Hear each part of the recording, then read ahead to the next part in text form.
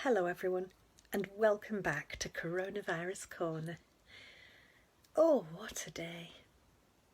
Mandy said the vicar didn't dare go out on his bike today. It was so windy and the folk in Fettley were on flood alert. I don't know why people buy houses on floodplains or live at the foot of volcanoes or in California. I mean, however lovely the weather is, it doesn't make up for being shaken senseless or thrown off a bridge in an earthquake, does it? But some people are risk averse and they think it'll never happen to them. Like Carrie Simmons. She's an intelligent young woman by all accounts, but she still thinks she'll be the one to change Boris Johnson. You only have to look at that photo to see he's never used a baby carrier before. I won't do it twice.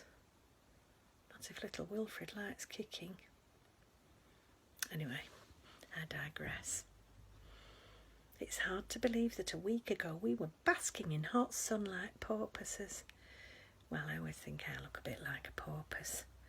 Mandy and Sharon look like mermaids.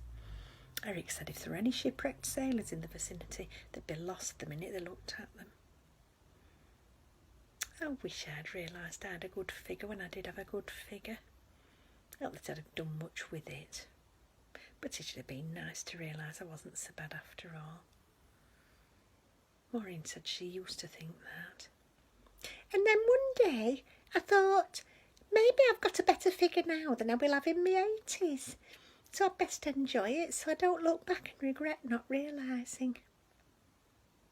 Sometimes Maureen's deep moments just hit you from left field.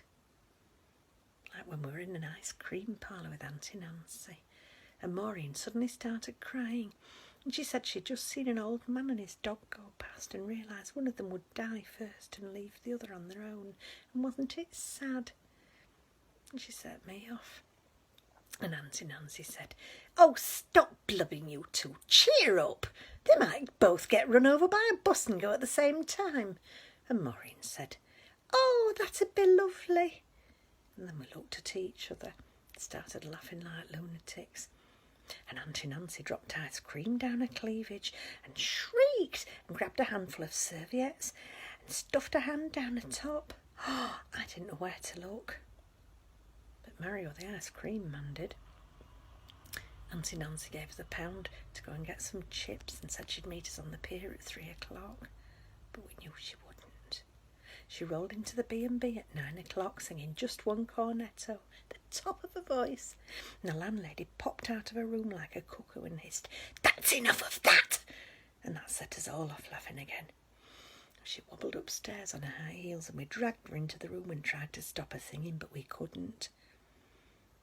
All of us got a burnt breakfast the next morning, but Auntie Nancy told us not to say anything, and when we checked out she said, "I've knocked 7 and 6 off. The breakfast wasn't up to standard this morning, but I shan't say anything if you don't." And the landlady looked as if she'd swallowed a lemon, but she didn't say anything, and off we went. Today's sensible tip is, don't apologise for enjoying life. There's enough miserable folk in the world. Keep smiling. You take care. Stay safe. And I'll see you tomorrow. Bye-bye.